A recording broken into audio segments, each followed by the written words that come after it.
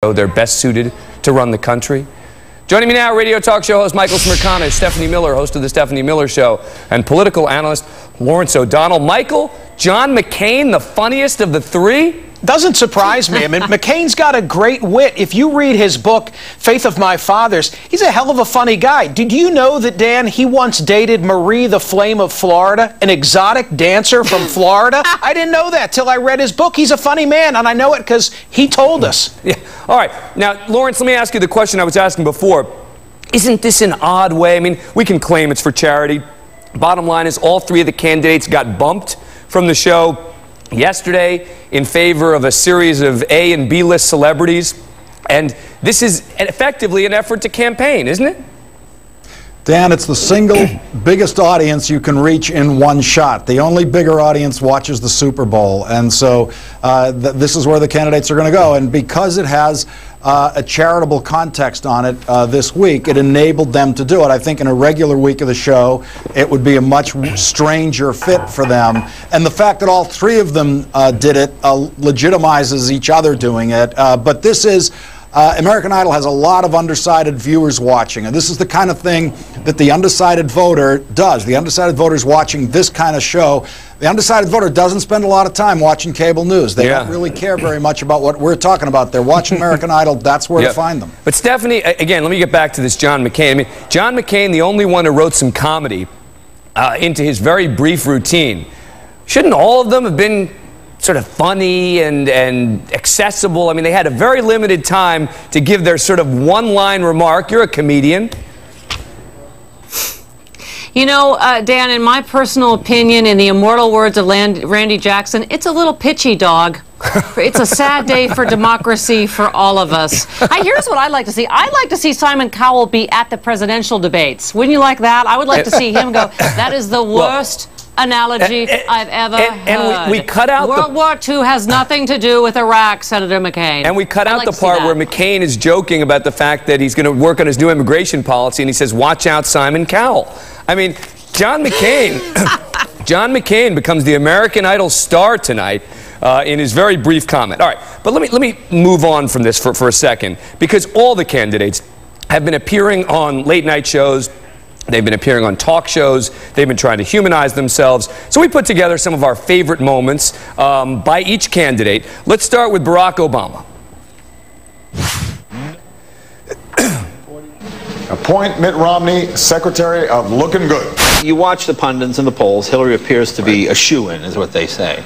How discouraging is that? Oh, it's not discouraging. You know, Hillary is not the first politician in Washington to declare mission accomplished a little too soon. A crystal ball. Oh, that's nice.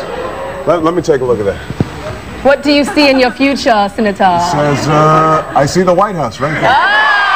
We got to foreclose because we're a live show. Oh, goodness. I'm just all ready to go. Come back with You know I will. Although I think you guys might want to have Michelle back the next time, because she will dish the dirt. We love it. Lawrence O'Donnell, you're a political guy with Hollywood connections. When Obama goes on those shows, is there a big decision-making process that goes into not wearing a tie during certain appearances and wearing a tie at other times? Sure. He's trying to strike exactly the right note with each show. I think Barack Obama and Hillary Clinton do these kinds of shows very well, actually better than anyone who's tried it before. You remember Bill Clinton was too relaxed in some of this stuff in 1992. He ended up talking about what kind of underwear he wears.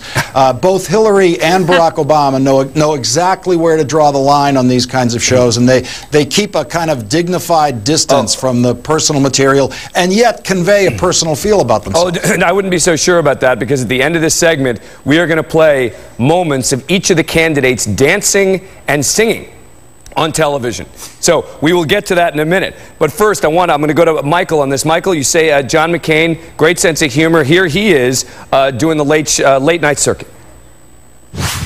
You look like the guy who the neighbors later say he mostly kept to himself.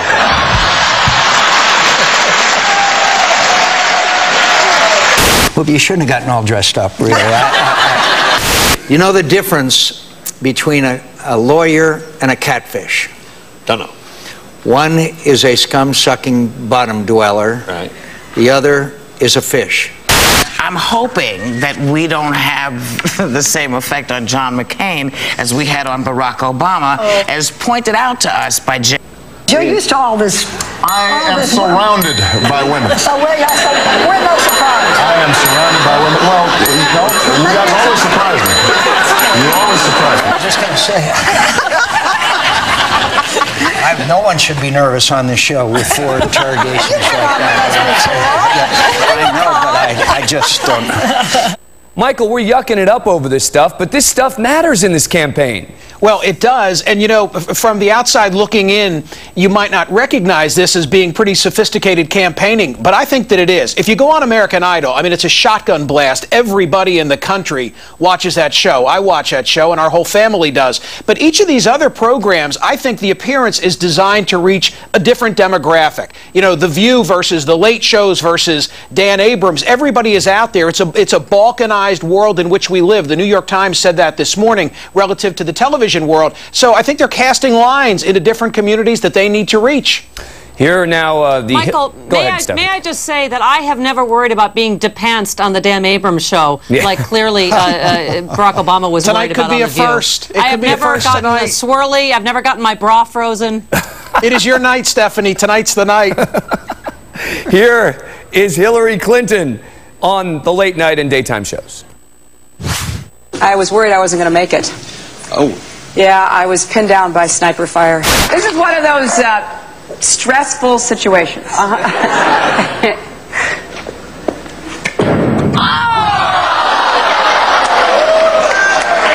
Made you look good. If you were a contestant on a reality show, would you rather be on Dancing with the Stars, American Idol, or America's Next Top Model? Well, you know, in my dreams, I'd be on America's Next Top Model. Number 6. My vice president will never shoot anybody in the face. I love your outfit. Well, I love your outfit, but I thank you. do want the earrings back. Oh, okay.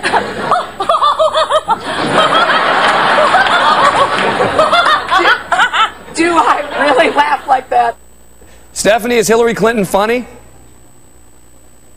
She is. You know, I actually just met her here in L.A. last week, and she laughed that Hillary laugh. And I got to tell you, you know, it's like, here's the thing, Dan. Here's the sad thing is the comedians end up being the truth tellers in this election. They kept telling the Bosnia sniper story and telling it and telling it. When it gets to be a late night joke, she's like, ha! I was kidding.